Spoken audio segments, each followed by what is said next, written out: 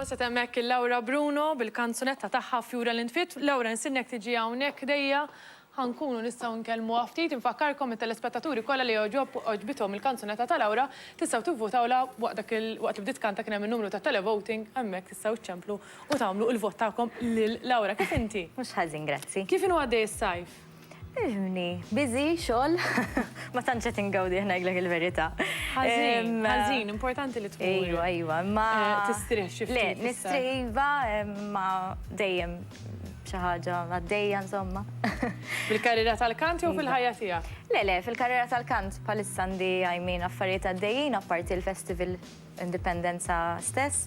Għedha taħdem imma fuq xi single jew album ġdid? Le, bħalissa le, naħdmu fuq musical. Imma ġifiri il-bqija niprofa nirrileksja. Il-konkors kanzunetta għall-indipendenza miex l-ewwel darba li għatu sem fiha, ilek daqsxejn mhux ħażin. 1, 2, 3 ħanoddhom ta' ir-raba darba. Ir-raba darba li għatu sem, pero kelli kantanti oħrajn jgħidulek isma' l-konkors huwa pjaċir tidħol għalih iktar minn darba l-atmosfera hija totalment differenti. Iva, il-kanzunetta indipendenza huwa festival uniku tista' tgħid fl-ambitu tiegħu fis-sens illi għalkemm is-sena l-oħra ma sarx fuq il-Fosos, però nemmen illi hu iktar postu fuq il-Fosos għax dejjem hekk nafuh. Is-sena raġa' sejjer. Eżatt, dejjem hekk nafuh isir. U tiskanta apparti festival soħra, Festival Indipendenza, x'intikla fuq il-palk, itik feeling uniku. Jew forsi għax isir open air, jew itik feeling uniku bħala festival innifsu. Dismajnija minn ħafna kantanti li. Għamin jena hekk inħoss. Parteċipaw iktar minn sena waħda kien hemm minn ukoll rebaħ. Ili nieħu sem iktar fis-sens l-ewwel darba li ħadd sem kienet 11 years ago, 2005. Imbagħad għamilt break twil u rġajt tħall 2012. Imma mela l-er, 5 darba di. Not ħażin. Issa qed irrealizza kemm il-darba ħadet. Ekku. Ġifieri dejjem dak il-feeling gitini. Għad ktibt xi song? Le, jiena minix kantawtriċi, però inħoss li kull song illi kantajt, iktar milli kantajt, il-kelma propja hija interpretajt, għax inti song dejjem għandha storja, ixini, u l-importanti ħafna illi inti tinterpreta l-istorja li twassala lin-nies, għax inti dik hija song, festival jew mhux, song importanti li inti qed twassal lin-nies xemm miktub. Dak huwa lan ta' kanzunetta. Jiena naħseb jiena lilek kemm darba rajtek ukoll fil-Pento tal-Miliet. Fil-Istitut Katolku.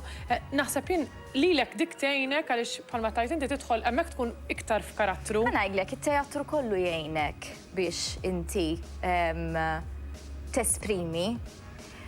L-importanti li inti tkun qiegħed live tagħmel il-kant, fis-sens meta inti qed kanta live, kemm f'teatru, kemm fuq palk barra mit-teatru, hija importanti li tkun live biex inti twassal l-emozzjoni ta' dak il-ħin. Li tinterpreta karattri differenti li mhux tiegħek, jiġifieri li ma klajt fuq il-palk bħala Laura Bruno, tgħinek toħroġ mill-comfort zone tiegħek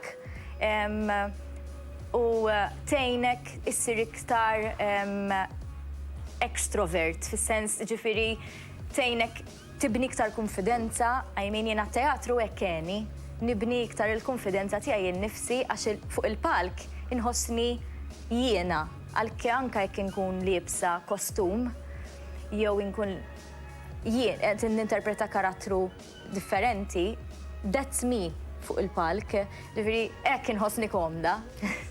Le, niprofa b'xi mod nifhmek u jista' jkun għaliex għandi ħbieb tiegħi oħrajn li jieħdu sehem fl-istess affarijiet, allura nifhem x'qed taħt, nipprova wassal l-istess messaġġ tal-ispettaturi tagħna. Kif tħares lejn Laura Bruno minn hawn 10 snin oħra? min jaf. M'għandek xi xewqat li Kemm tixtieq ikolli tarahom? 10 snin oħra li aħjar ma ngħidx. Għadek żgħira, eżgħar minni Lawra, ġifieri. Wija, ikolli 41, 10 snin oħra. Sak xift kemm għandi. Insomma, le 40. Għandi ma laqċik li 31. Taf xajdu, life begins at 40, ġifieri. Ek jgħidu. Imma għandek hekk xi xewqat li tixtieq tarahom isiru realtà? Ngħidlek, jiena dejjem ix-xewqa tiegħi kienet illi nesponi t-talent tiegħi barra minn Malta. Mhux għax Malta ma neħux pjaċir. Però sfortunatament hija realtà li f'Malta ma naħsibx li hawn biżejjed opportunitajiet daqskemm joffru pajjiżi oħrajn. Jiġifieri jekk il-bambini tini s-saħħa u forsi itini opportunità, ma neskludix li immur x'imkien barra minn Malta. Però sissa u hekk nibqgħu.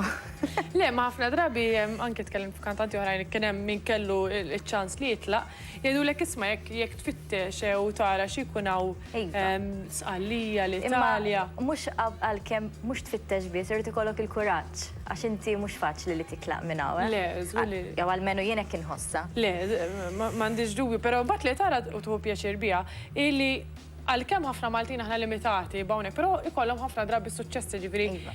Ikun hemm min anke jidħol f'kompetizzjonijiet, jiġu t-tieni, saħansitra jkun hemm min jiġi l-ewwel post, ġifieri it-talent għalkemm pajjiżna huwa żgħir, però talent Malti huwa kbir. Talent hawn ħafna u naħseb illi waħda mir-raġunijiet li opportunitajiet ma tantxaw għax hawn ħafna talent illi għall-ammont ta' talent li hawn m'hawnx biżejjed, naħseb jiena, dejjem opinjoni tiegħi. Hemm xi kantant jew kantanta jew grupp internazzjonali barranin li tixtieq tagħmel performance magħhom?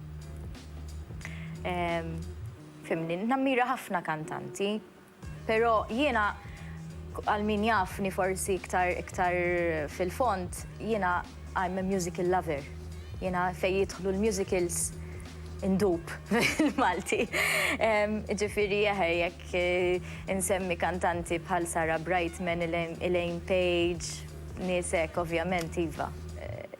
Xewqa tiegħi hu li. Ma m'għandekx dik il-waħda partikolari li tgħid l-isma'. Le, għax kollha jmin. Kollha jogħġbu? Kollha eżatt. Ma m'għandix dubju tal jekk xi ħadd ikollu ċ-ċans li kanta ma' xi ħadd ma' kantant stabbilit ta' fama internazzjonali ħajħodha.